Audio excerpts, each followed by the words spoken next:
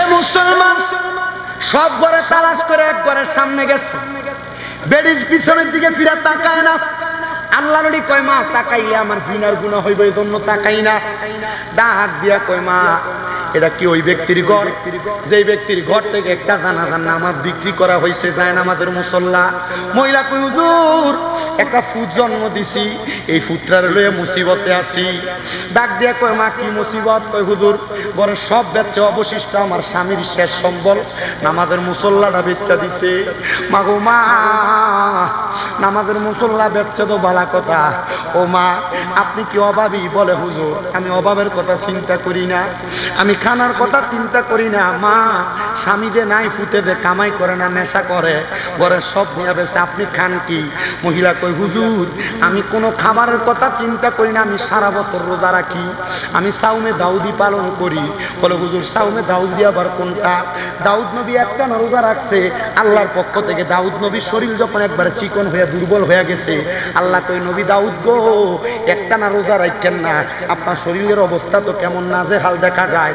দাউদ নবী কয় আল্লাহ আমি রোজা রাখে আমার শরীরটারে আপনার দামে বিসর্জন করতে চাই। আল্লাহ কয় বন্ধু দাউদ একদিন খাইয়েন একদিন রোজা রাখেন, তাহলে শরীরও ঠিক থাকবো, আমি আল্লাহর ইবাদতও ঠিক থাকবো। দাউদ নবী কয় ঠিক আছে, এটার নাম সাওমে দাউদি, একদিন রোজা রাখে আর একদিন রাখে না। তবে সাবধান উম্মতে মুহাম্মদী রমজান মাস ছাড়া অন্য 11 মাস সাওমে দাউদি রাখতে পারবে, রমজান মাসে টানা রোজা রাখতে হবে। কারণ রমজান মাসে যারা টানা রোজা রাখে 30টা রোজা না ভাঙে, সেইভাবে তারা বিপরে ইফতার করে এবং মানুষকে সাহারি করায় নিজে করে। আল্লাহর নবী কয় জাহান্নামের আগুন তাদেরকে ধরতে পারে না। মহিলা ডাক দিয়া কয় হুজুর সাওমে দাউদি পালন করি। ও মা একদিন পর একদিন যে ইফতার করেন সাহারি করেন খানা খান কই? মহিলা কয় হুজুর খানার দরকার লাগলে 2 রাকাত নামাজ পড়ি, যে নামাজের নাম সলাতুল হাজতের নামাজ। সুবহানাল্লাহ কয় না? যে নামাজের নাম সলাতুল ধরে কোন বেড়া চিন্তা করতেছে হুজুর ফজর যোহর আসর মাগরিব এশা এর আগে কইলেন একটা তাহাজ্জুদ অন্তন হাজতের নামাজ, এডি ফানকো? আরে এডি না শুধু বেড়া, আরো নামাজ আছে তো আল্লাহরে কাছে পাওয়ানোর লাগা, আল্লাহর লগে বন্ধুত্ব করার লাগা আরো নামাজ আছে। বলে হুজুর কোন নামাজ? ফজরের পর একটা পরে এটার নাম এশা, সূর্য ওঠার পর থেকে আগ পর্যন্ত একটা পরে দোহার চাস্তের নামাজ, মাগরিব পরে একটা পরে আওয়াবি মারহাবা কয় না। 100 রাকাত একটা নামাজ পড়ে সলাতুল খায়ের, যে একটা নামাজ আছে হয় দিনে একবার নয়, সপ্তাহে একবার নয়, মাসে একবার নয়, বছরে একবার নয়, জীবনে একবার, সলাতুল তাসবিহ, সলাতুল ইস্তিসকা। কতলা নামাজ পড়েননি? নামই তো শুনছি এমন কতলা নামাজ আছে বেটা। আল্লাহ নবী যে 50 ওয়াক্ত নামাজ আনছিলেন, নামাজ দি কই বেটা? 5 ওয়াক্ত বললে যে 50 ওয়াক্ত সওয়াব পাইবা, কিন্তু 50 ওয়াক্ত তো এদিক তো নাম দিয়ে আছে, কো ভাইলা না এমন তোহায়া দেখো আরো বহুত পাইবা। আমি কিন্তু ডাইনে বামে যাইতেছি, আমার ওয়াজের ধারাবাহিকতায় ঘটনার ধারাবাহিকতায় যেখানে যে কথা আসতেছে এই কথা ভাঙ্গা ভাঙ্গা বলতেছে, অসুবিধা হইতাছে না? মহিলা কয় হুজুর বড় যন্ত্রণা, সলাতুল ইস্তিসকার নামাজ পড়ি, হাজতের নামাজ পড়ি, হুজুর ডাইন দিকে সালামটা ফিরাইয়া বাম দিকে ফিরাইয়া দেখি খানা হাজির হয়ে গেছে। কই টাকা খানা আইছে এটা তো বলতে পারি না। হুজুর আমার স্বামী মরার পর থেকে এই ইবাদতটা ধরছি, খানার কথা চিন্তা করা লাগছে না, টেনশন করা লাগছে না। আমার স্বামীরে হারাইছি কথা সত্য, আমার আল্লাহ গায়েবী ভাবে আমার স্বামীর দায়িত্বটা কেমনে জানি পালন করে দিতেছে। মহিলা কই হুজুর খানা চিন্তা নাই, টেনশন নাই। হুজুর আমার পুত্রের বড় টেনশন হুজুর, নবী না কইছে ফুতে জানাজা পড়াইলে গুনাহ মাফ, কবরের আযাব মাফ, এই ফুতে কি আমার জানাজা পড়াইবো নি, আমার টেনশন লাগে। হুজুর কয় মহিলা আপনি দায়িত্ব দিলে আমি আপনার ফুতের জানাজা ফুতের আমি ভালো কইরাম। হুজুর ঠিক আছে ভালো কইরা দেন গো। বলে আপনি আপনার সন্তানরে কইবেন আমার কাছে যদি যায় তারে নেশা করবার লাগে আমি পয়সা দিমু, নেশা করবার লাগে তারা দেড়হাম দিমু। মহিলা কয় হুজুর জানি না যাইবনি, তবে আমি বইলা দেখবো। হুজুর যখন এই কথা বইলা চলে গেছে, মহিলার সন্তান বাড়িতে আসার পর পরের দিন চুরি করবার লাগা শেষ সম্বল না, আমাদের মুসল্লা তো বিক্রি করছে আর কি বেচবো, কিছুই টোকায় পায় না। মা ডাক দিয়ে কই ফুট নেশা করবার লাগে বুঝি কিছু বেচার মাল টোকাও। আরে বাবা যা এখান থেকে দামেস্কের বড় মসজিদের সামনে যাইবি, দেখবি একজন হুজুর বইয়া রয়েছে, ওনার কাছে যায় কবি আমি মা পাঠাইছি তোরা টাকা দিবার লাগা। হুজুরের কাছে গেছে যায় কই হুজুর আমার মা কইছে আপনি নাকি আমার সম্পদ দিবেন। হুজুর কয় আব্বা আমি যেই সমস্ত খবর তোমার ব্যাপারে জানি, তুমি একজন নেশাখোর, অপবিত্র শরীরের সাথে আমার শরীর আমি লাগাইতাম না। আব্বারে আমার সামনে একটা পুকুর দেখা যায়, যারে আব্বা যা এই পুকুরে কূপের মধ্য থেকে একটু পানি উঠাইয়া মাথার মধ্যে ঢাইরা গোসলটা করে আমার সামনে আয়। হুজুর এখানে যদি আমি গোসল করি নাগাহে বলি তাসি, হুজুর আমি যদি এখানে গোসল করি আমার টাকা দিবেন? বলে দিব। গায়ে পানিটা ঢালছে, হুজুর কথা মোতাবেক তার 300 দিরহাম দিছে। 300 দিরহাম নিয়া হাঁটতে হাঁটতে মদের বাটিখানাতে যাবে, রাস্তা দিয়া যে তারে দেখে দৌড়ে দৌড়ে ফালায় যায়, তার সামনে কেউ আসে না। মদের বাটিখানায় গেছে, বাটিখানার মধ্যে যাওয়ার সাথে সাথে মদের বাটিখানার সব মানুষ তারে দেখা ফালাইয়া গেছে। সে বাড়িতে গেছে, বাড়িতে যাওয়ার পর তার মা তারে দেখা বেহুশ হয়ে গেছে। একই বুঝলাম না, মদের বাটিখানায় গেলাম, মদের মালিকেরা আমার ফালাই দিয়ে চলে গেল, তোর মালিক নাই আমি খামু কেমনে, এখান থেকে চলে আসছি। নেশা করার পরে নেশাও করতে পারে নাই, বাড়িতে যে মার সামনে গেছে, মা তারে দেখে বেহুশ হয়ে গেছে। তার মানে ওই পানিতে গোসল করার পর তার চেহারা বিকৃত হয়ে গেছে, কেউ তারে চিনে না, তারে দেখলে বড় ভয়ঙ্কর লাগে। হুজুরের কাছে যায় কই হুজুর আপনার কাছ থেকে টাকা নিয়ে মদের বাটিখানায় গেছি, এরা আমারে দেখা ফলায়, রাস্তায় মানুষ আমারে দেখলে আমারে দেখা ফলায়। হুজুর বাড়িতে গেছি, মাও আমারে দেখে আমারে চিনে না, হুজুর আমার মা আমারে দেখে বেহুশ হয়ে গেছে, হুজুর যাওয়ার জায়গা নাই, আপনার কাছে আমার জায়গা কইরা দেন। খাইছে কি আর খাইতো কি ওনার কারোর কাছে? হুজুর আপনার কাছে একটু জায়গা দেন। হুজুর কো আব্বা আল্লাহর ওলি যারা এরা অপবিত্র, তারা অপছন্দ। আব্বা তুমি নেশা করছো, আব্বা অপবিত্র হওয়া যাবে না, বাবা পবিত্র হও। হুজুর আমি না গোসল করে গেলাম, পবিত্র করছো? আব্বা ওয়াদা করো আর কোনোদিন নামাজ ছাড়তে না, আর কোনোদিন মিশা কইতাম, আর কোনোদিন অপকর্ম বাজে কাজে লিপ্ত হইতাম। কথাগুলা কইয়া সুন্দর করে বসছে। হুজুর কি করতাম, আমার তো কোনো কাম নাই হুজুর, আপনার এখানে কোনো কাম যেহেতু নাই, আব্বা আসো কোরআনটা শিখাই। ওই 1 বছরে কোরআনে হাফেজ বানিয়ে দিছে, বছরের মাথায় সব শিখিয়ে দিছে। 1 বছর তাকে সাধনার কাজে লাগাইছে। এবার হুজুরের কাছে খবর আসছে, যারে এ হুজুর তার মা ইন্তেকাল করছে, তার জানাজার নামাজটা পড়াইয়া দাও। ছেলে ডাক দিয়ে কই হুজুর আমি নেশা করছি, কিন্তু আমার মায়ের বড় শখ ছিল, আমার মায়ের আমি জানাজা পড়াবো। হুজুর আমি জানাজা পড়াইতে পারি নাই, হুজুর আমি কি যাব জানাজা পড়াইতে? হুজুর ডাক দিয়া কয় বাবা জানাজা পড়াইতে যাইবা যাও, তবে যাওয়ার আগে এই পানিটা দিয়া, যেই পানিতে তুমি প্রথমে আইসা গোসল করছিলা, এই পানিটা দিয়া আরেকবার গোসল করো। গোসলটা যখন করছে চেহারা আগের মতো সুন্দর হয়ে গেছে। ওই ছেলে মায়ের লাশটার সামনে নিয়ে জানাজাটা পড়াইছে। জানাজাটা পড়ায়া ওই ছেলে যখন হুজুরের কাছে চলে আসছে, হুজুর 3 বছর টানা মায়ের মুখ দেখি নাই, মা আমারে দেখলেই বেহুশ হইয়া যাইতো। ও হুজুর মাটারে আমি জানাজা পড়ে দাফন করে আসলাম, আমার মাটারে কবরে, আমার মায়ের স্বপ্ন ছিল আমি জানাজা পড়াইলে আল্লাহ আমার মারে মাফ করে দিব। হুজুর মা কবরে কেমন আছে আমি জানি না, হুজুর আমার মা কেমন আছে আমার জানতে বড় ইচ্ছা হয়। আমি জানি না এই নীলাখাদের 92তম হযরতে পরাণ গাজী শাহ রহমাতুল্লাহ আলাইহির উরুস মোবারকে কোন সন্তান জানি তাদের মারে মাটি দিয়ে আজকের মাহফিলে বসা আশিক বলে বলে, ওরে মা তুমি কেমন আছো, মা তুমি কেমন আছো, অন্ধকার কবরে তোমার জন্য কান্দে অন্তর, দু চোখের পানি ঝরে।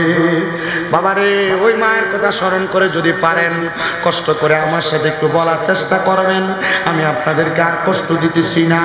ওই সন্তান শুধু বারবার কাঁদতেছে, মার কথা চিন্তা করে কান্দে। সন্তান মার কথা বাবার কথা স্মরণ করে করে চোখের পানি ফালাইবা, কারণ চোখের পানি মাটিতে পড়ে আল্লাহ মা বাবার গুনাহ মাফ করে দেয়। আশেক বলে, মা তুমি কেমন আছো, মা তুমি কেমন আছো, অন্ধকার কবরে তোমার জন্য কান্দে অন্তর, দু চোখের পানি ঝরে, তোমার জন্য কান্দে অন্তর, দু চোখ ঝরে। ছোট কালের কথা পরে যখন মনে, বসে বসে কান্দি মাগো পানি দুই নয়নে, বসে বসে কান্দি মাগো পানি দুই নয়নে। আমার দুঃখ বোঝার মতো, আমার দুঃখ বোঝার মতো কেউ নাই সংসারে, তোমার জন্য কান্দে অন্তর, দু চোখের পানি ঝরে, তোমার জন্য কান্দে অন্তর, দু চোখের পানি ঝরে। মা মা গো মা। ওই ছেলে ডাক দিয়া কই, হুজুর আমার মা কবরে কেমন আছে আমি জানি না, আমার মন যাচ্ছে আমার মার অবস্থা জানতে। হুজুর এবার আল্লাহর কোরআন তেলাওয়াত করে, ওয়া মিনাল লাইলি ফাতাহাজ্জাদ বিহি নাফিলাতাল লাকা আসা আইয়াবআসাকা রাব্বুকা মাকামান মাহমুদা। হুজুর ডাক দিয়া কয়, বাবা আল্লাহ নবীরে কইছিল আপনি রাতের কিছু অংশে তাহাজ্জুদের নামাজ পড়েন, যদি তাহাজ্জুদের নামাজ পড়েন অতি সত্বর আপনারাকে মাকামে মাহমুদ প্রশংসার জায়গা দান করবে।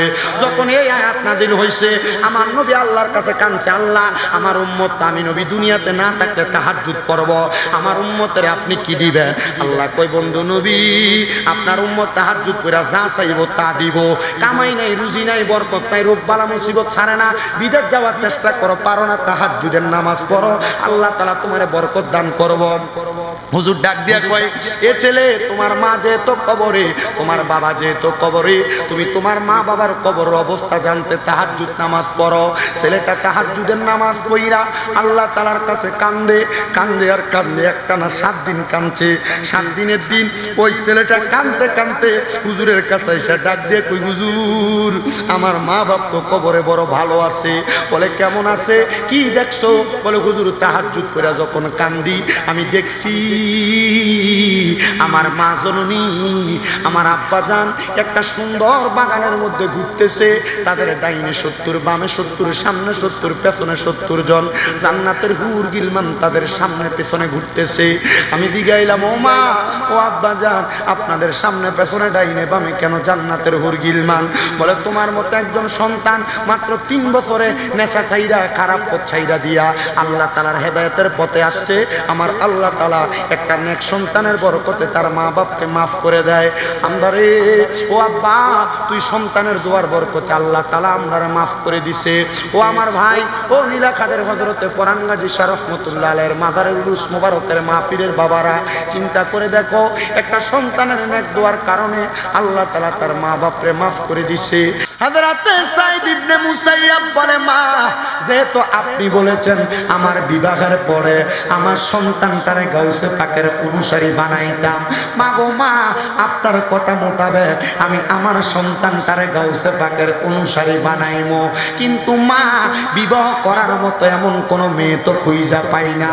বলে আব্বারে কেমন মেয়ে তুমি চাও? বলে আমার নবী বলছে একটা মেয়ে মানুষ জান্নাতে যাওয়ার জন্য 4টা সম্পদ দরকার। কয়টা সম্পদ? 4টা সম্পদ দরকার। 1 নাম্বার হলো নামাজ, 2 নাম্বার রোজা, 3 নাম্বার লজ্জা হেফাজত করা, লজ্জাস্থানের হেফাজতকারী। 4 নাম্বার হইল স্বামীর আদেশ মান্যকারী। মাগো মা, এমন একটা জামানার মধ্যে আইসা পৌঁছাইলাম, মাইয়ারা তো নামাজ পড়তে চায় না, দুনিয়ার রং তামাশা লইয়া ব্যস্ত থাকে। ও মা, মাইয়ারা তো পর্দা করতে চায় না, দুনিয়ার রং তামাশা লইয়া ব্যস্ত থাকে। এরা এদের শরীর মানুষের কাছে দেখে দেখে বেড়ায়, বলে হুজুর কেমন কথা বললেন, কই আমরা তো দেখি না মেয়েরা কেমনে শরীর দেখে বেড়ায়। আমার নবী কয় উম্মত, মেয়েরা কেমনে শরীর দেখে বেড়ায় জানো? আমি নবী যখন মেরাজের মধ্যে গেলাম, যাওয়ার পরে আমি 3 জাতের মহিলা দেখছি। এক জাতের মহিলাদেরকে দেখলাম যাদের স্তনগুলার মধ্যে গরম রড লাগাইয়া দিয়ে আগুনে সেক দেওয়া হইতেছে। নবী গো তারা কারা? ওই মহিলাদের পরিচয় বলেন না। আমার নবী কয় ওই মহিলা আর কোন মহিলা না, ওই মহিলা হইল যারা পোশাক পরে উলঙ্গ ভাবে ঘুরে বেড়াইছে। ওই মহিলা তারা দেখবেন আপনার মেয়ে, আপনার বউ, আপনার বইনে, আপনার মায়ে এমন বোরকা পরে, এমন জামা কাপড় পরে, এমন টাইট ফিটিং পোশাক পরে। এটার কারণে তাদের শরীর উলঙ্গ থাকলে যেমন দেখা যাইতো, পোশাক পরলে ঠিক এমনই বোঝা যায়। আমি বলবো রে নীলাকাত এলাকার মা বোনেরা, পর্দার অন্তরালের আমার আম্মুজিরা, আমার ভাই বাবারা, যদি তোমরা আল্লাহ তাআলার কাছে তোমার মা বোন, তোমার স্ত্রী, তোমার কন্যাটারে যদি ভালো বানাইতে চাও, তাইলে তোমরা তাদেরকে পর্দার অন্তরালে ঢুকাও, নচেত আমার আল্লাহর কাছে জবাব দিতে পারবা না। ভাই আমার সাইদ ইবনে মুসাইয়াব তার মারে ডাক দিয়া কয়, মা এমন কোন কন্যা তো পাই না। বলে আব্বা জান তুমি চইলা যাও জঙ্গলার মধ্যে, মুরাকাবা করো, মুরাকাবা কইরা দেখো আল্লাহ তাআলা কোথায় তোমার জন্য উত্তম ব্যবস্থা রাখছে। দিয়া কয় সন্তান, মুরাকাবা কইরা তালাশ করো তোমার জন্য কোথায় ভালো কিছু আছে। মারহাবা কইলেন না? আপনারা মাঝে মাঝে চিন্তা করেন, আল্লাহ তারে বাড়ি দেয়, তারে গাড়ি দেয়, তারে দম দেয়, তারে সম্পদ দেয়, আমারে দেয় না। চিন্তা আসে না ভিতরে? আল্লাহ তারে টাকা দেয়, তারে পয়সা দেয়, তারে সম্পদ দেয়, আমারে কেন দেয় না? আরে বাবা, তোমার সম্পদ, তোমার টাকা, তোমার পয়সা কোথায় আছে তুমি তালাশ করে নিতে পারো না। তালাশ করতে পারলে তুমি সব খুঁজা পাইতা। ওরে মানিক রতন পাইতে চাইলে তালাশ করো মন মহাজনের, ওরে মুর্শিদ রূপে ডুব দিয়া দেখ আছে সেই জনা। আরে একজন প্রেমিক আসিল গো সোনার মদিনা, একজন প্রেমিক আসিল গো সোনার মদিনা। ওরে পাইতে চাইলে আল্লাহ রে পাইতে হবে নূর নবীরে। আরে নবী পাইতে হইলে ধর অলির কদম খানা, আরে নবী পাইতে হইলে ধর অলির কদম খানা। একজন প্রেমিক আসিল গো সোনার মদিনায়, একজন প্রেমিক আসিল গো সোনার মদিনায়। আরে যার প্রেমেতে মগ্ন স্বয়ং পাকের রাব্বানা, আরে যার প্রেমেতে মগ্ন স্বয়ং পাকের রাব্বানা। একজন প্রেমিক আসিল গো সোনার মদিনায়। হায়রে খুঁজতে গিয়া আল্লাহ নবী সামনে পাই মুর্শিদের ছবি গো। আমি খুঁজতে খুঁজতে হই উদাসী গো দয়া, খুঁজতে খুঁজতে হই উদাসী, দেখা দাও তোমার প্রাণ নুরানি চেহারা। আমি তোমার প্রেমেতে মরা পরা গাজী সাহা, আমি তোমার প্রেমেতে মরা। ও মুসলমান ইমানদার, ও নবীর উম্মতের দল, তোমার জন্য ভালো সম্পদ আছে, তোমার জন্য টাকা আছে, তোমার জন্য পয়সা আছে, মণিমুক্তা জহরত আছে, মুরাকাবা কইরা দেখো তোমার সম্পদ কোন জায়গার মধ্যে রাখা আছে। বলে হুজুর মুরাকাবা কেমনে করে গো? মুরাকাবা করার জন্য এমনি তো মুরাকাবা শিখতে পারবা না। হক্কানি রাব্বানি পীরের হাতে যখন হাতটা দিবা তোমার পীর তোমারে মুরাকাবার সিস্টেমটা শিখিয়ে দিবে। চোখটা বন্ধ করলে কোন জায়গায় কোন সম্পদ পাইবা, কোন জায়গায় ভালো পাইবা, কোন জায়গায় খারাপ পাইবা তালাশ করলে বুঝতে পারবা।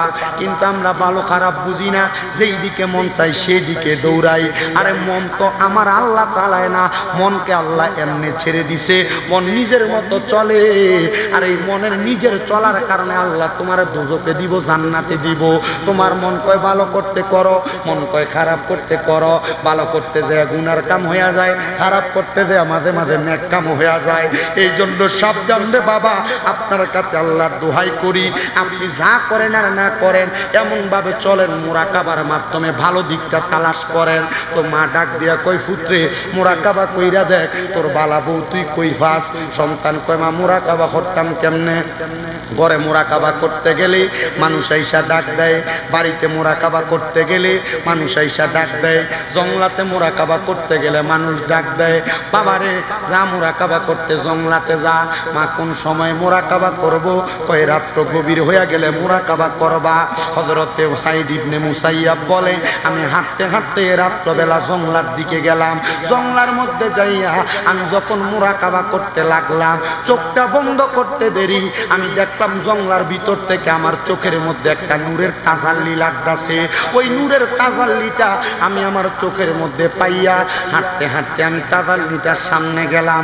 আমি যাইয়া দেখলাম একটা কন্যা সন্তান মানে একটা মায়া ওই জংলার মধ্যে নামাজ আদায় করতেছে, যার নামাজের সেজদা থেকে একটা নূরের আলো ঠিক আল্লাহর আসমান পর্যন্ত দেখা যায়।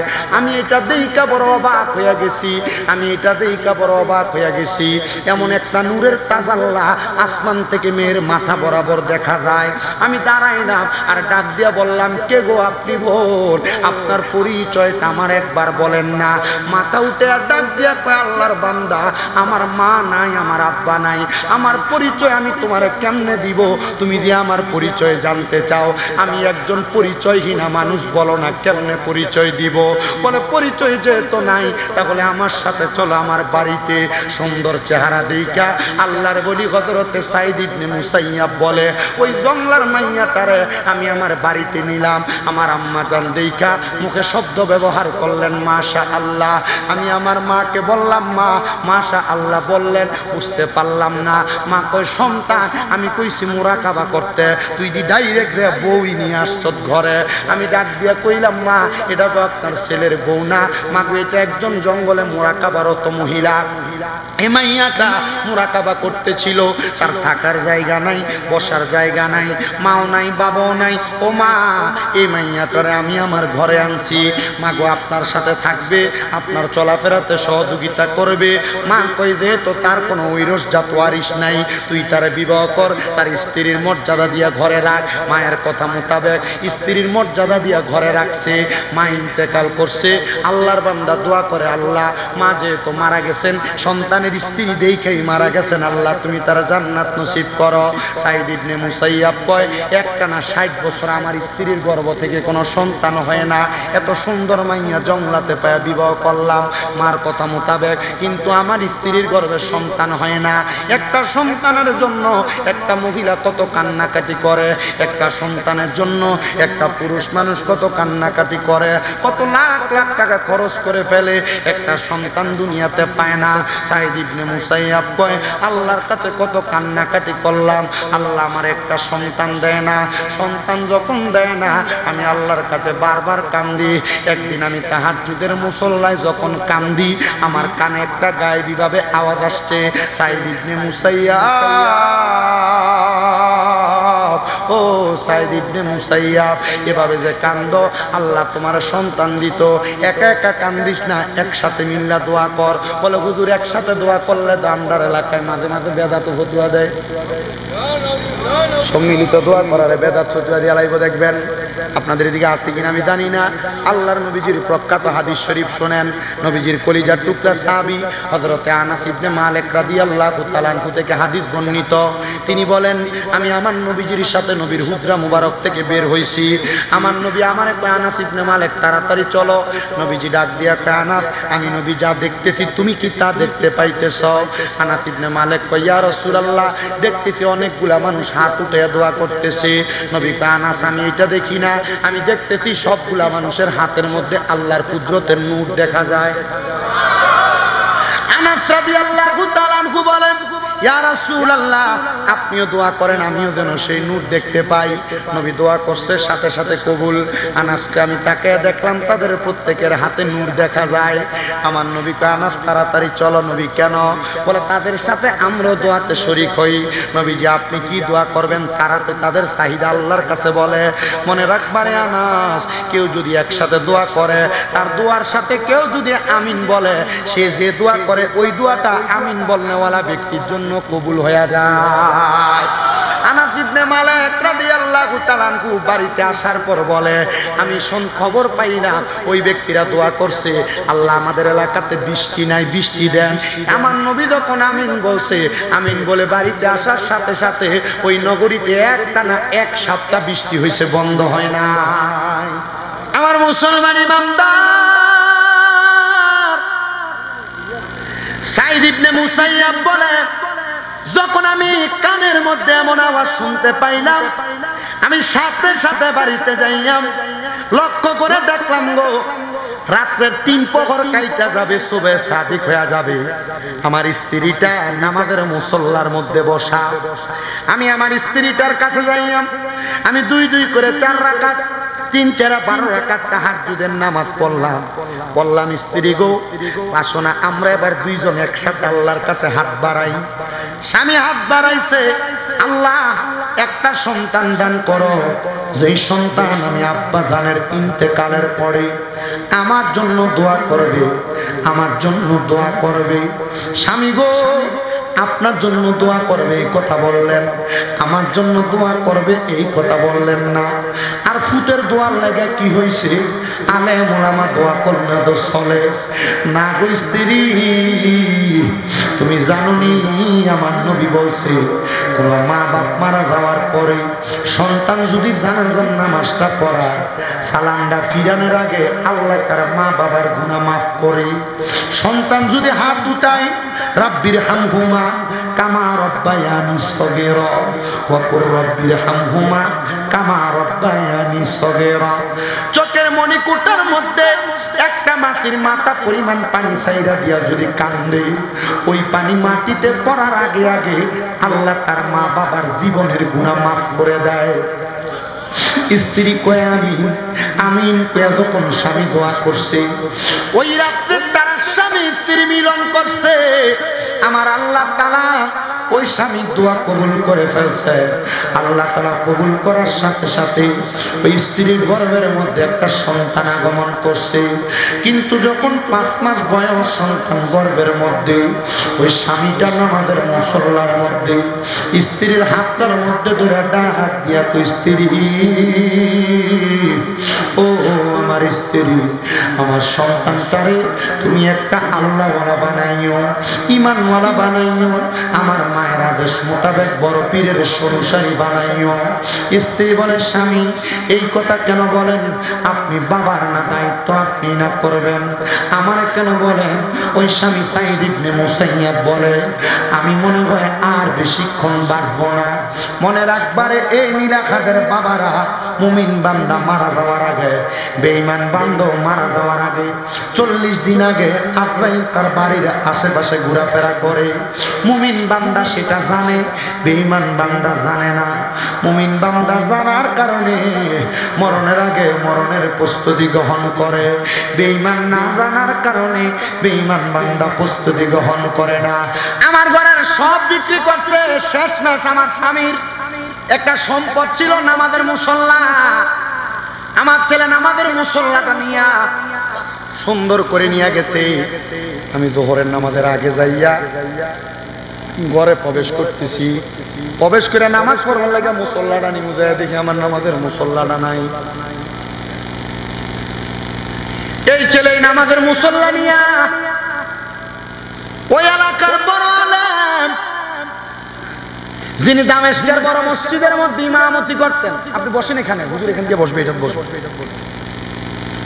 বড় আলেম, উনার কাছে নিয়ে নামাজের মুসল্লাটা ব্যক্তি বিক্রি করে দিছে। হুজুর এই নামাজের মুসল্লাটা বিক্রি করুন। হুজুর কিনবেন নি? হুজুর কয় কিরে, সমাজে এমন অভাবীও আছে যে নাকি নামাজের মুসল্লা বিক্রি করে ভাত খাইব। হুজুর তার কাছ থেকে নামাজের মুসল্লাটা কিনলেন। কিনার পর হুজুর তালাশ করতে লাগলেন এলাকায় কোন বাড়িতে জানি এমন অভাবী মানুষ, আমি তাদেরকে আমার টাকা পয়সা দিয়ে সহযোগিতা করব। কারণ আল্লাহর নবীর ঘোষণা, আস-সাখিউ হাবিবুল্লাহ, দানকারী ব্যক্তি আল্লাহর বন্ধু, আমি তাদেরকে একটু দান করব। তালাশ করতে লাগলাম এলাকাদের পুরা গ্রামের মধ্যে তালাশ করছে, কোনো বাড়ির মধ্যে এমন লোক নাই যারা নামাজের মুসল্লা বিক্রি করবে। তালাশ করতে করতে দামেস্কের বড় মসজিদের পেছনে যায় একটা ঘর নিরাল, ওই ঘরের সামনে দেয়া সালাম দেয়, আসসালামু আলাইকুম ওয়া রাহমাতুল্লাহ, কোনো জবাব দেয় না। তিনবার সালাম দেয়, জবাব দেয় না। সালাম দিয়া চলে যাবে, পেছন থেকে মহিলা কণ্ঠে জবাব দেয়, ওয়া আলাইকুমুস সালাম ওয়া রাহমাতুল্লাহি ওয়া বারাকাতুহু। আল্লাহর বান্দা ডাক দিয়া কয়, ও জগতের মানুষ, আমি আবার পেছনে ফিরলাম না, কারণ মহিলা মানুষ তাকাইলে চোখের জিনা হবে। বেড়া মানুষ মনে রাখবা, নিজের স্ত্রী ছাড়া, নিজের মা ছাড়া, বোন ছাড়া, 14 জন গায়রে মাহরম মহিলা ছাড়া অন্য কোন নারীর দিকে যদি তুমি তোমার চোখ দিয়া তাকাও, তাহলে তোমার আমল নামার মধ্যে জিনার গুনাহ হবে, জিনার গুনাহ। আমরা মনে করি কোন নারীর সাথে মেলামেশা করলেই মনে হয় জিনা হয়। না না না, কোন অবৈধ নারী মানে কোন গায়রে মাহরাম মহিলার সাথে মুখ দিয়া কথা বললে তোমার মুখের জিনার গুনাহ হবে। কোন মহিলার কণ্ঠের আওয়াজ যদি তোমার কান দ্বারা শোনো, তোমার কানের জিনার গুনাহ হবে। গান যে শোনো, গান শোনার কারণে ওই মহিলা কণ্ঠের আওয়াজ তোমার কানে যাওয়ার কারণে তোমার জিনার গুনাহ হবে। এ পর্দার অন্তরালের মহিলারা, তুমি তোমার ফুতেরে যেই বাড়িতে ডাক দাও 3 বাড়ি তোমার ডাক শোনা যায়। মনে রাখবা, মহিলাদের গলার আওয়াজ যদি কোনো পরপুরুষ শোনে, মহিলাদের আমল নামার মধ্যে কবিরা গুনাহ হয়, কবিরা গুনাহ। এ বেডিয়া বেপর্দাভাবে যে চলাফেরা করো, সাবধান হয়ে যাও। আল্লাহর নবীজি তিরমিজি শরীফের সুনানের 2211 নম্বর হাদিস, নবী আমার কয়, মহিলা যখন কিয়ামতের আগে দেখবা তাদের গলার আওয়াজ বেড়ে গেছে, তারা তাদের গলা দিয়া গানের আওয়াজ শোনায়, গানের আওয়াজ শোনায়, মনে করবা কিয়ামত অতি সন্নিকটে, নতুন নতুন রোগ, নতুন নতুন মুসিবত তোমাদেরকে আঁকড়ায় ধরব। করোনা ভাইরাস এই তো 2021 সালে আসলো, এর আগে তো করোনা ভাইরাস নামক কোনো ভাইরাসের নাম মুরব্বীরা শুনে নাই। কেন আসলো? আল্লাহ দেয় নাই। এটি আমরা গুনাহ করতে করতে আমরা হাতে কামাই করে আনছি।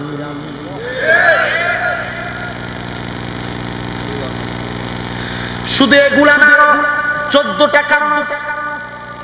এর মধ্যে একটা কারণ হলো সমাজে মানুষ নিকৃষ্ট নিকৃষ্ট ব্যক্তিদেরকে নেতা বানাইবো। নেতা দেখবেন সুদখোরেরে দইরা নিয়ে মসজিদের সভাপতি বানাইবো, সুদখোর গোশখোরে দইরা নিয়ে মসজিদের সেক্রেটারি বানাইবো, দেখবেন সুদখোর গোশখোর হারাম করে এলাকার সর্দার মাতাব্বর বানাইবো। আল্লাহর নবীকে এটা কিয়ামতের আলামত, যখন দেখবা এমন অবস্থা নিকৃষ্ট লোক সমাজ পরিচালনা করে, মনে করবা কিয়ামত অতি কাছে, এটার কারণে সমাজ ধ্বংস হয়ে যাবে। নবী আমার শুধু এই কথা বলেন না, শেষের দিকে নবী কয় 9 নাম্বার, নবী কয় কিয়ামতের আগে এমন অবস্থা হইব, মানুষ একজনের অনিষ্টতা থেকে বাঁচার জন্য তার ডরে সালাম দিব। দেখবেন সামনে দিয়া সালাম দেয়, সালাম দিয়ে পেছনে আওয়ার পরে কয় গোলামের উপর খোদার গজব করুক, তার জ্বালায় মানুষ বাঁচে না। চলেনি কিয়ামতের আলামত বলে।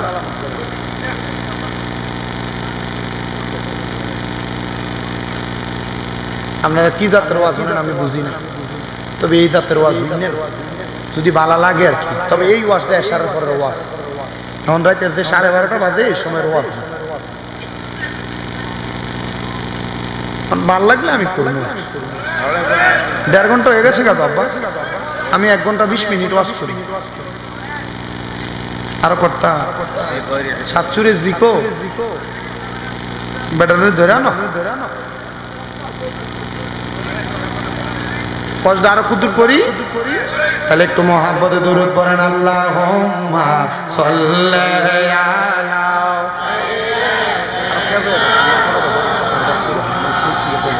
আল্লাহুম্মা সাল্লি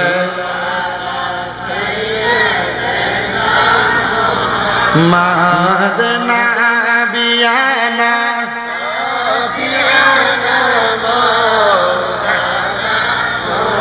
ওরে আসা যাওয়া কি যন্ত্রণা, আসা যাওয়া কি যন্ত্রণা, জানলে রে পরাণ গাজী আর আসতাম না, আগে জানলে রে দয়াল আর আসতাম না। ও দয়াল রে ওই পারেতে প্রেমের বাজার পার হইয়া যায় সব দোকানদার, আমি দয়াল হইতে পারলাম না। ওরে বুঝি আমার কপাল মন্দ, ওরে বুঝি আমার কপাল মন্দ, বাইটাল নৌকা পার কাটে না, জানলে রে দয়াল আর আসতাম না। মুর্শিদের বাড়ি আসা যাওয়া কি যন্ত্রণা, আসা যাওয়া কি যন্ত্রণা, জানলে রে দয়াল আর আসতাম না।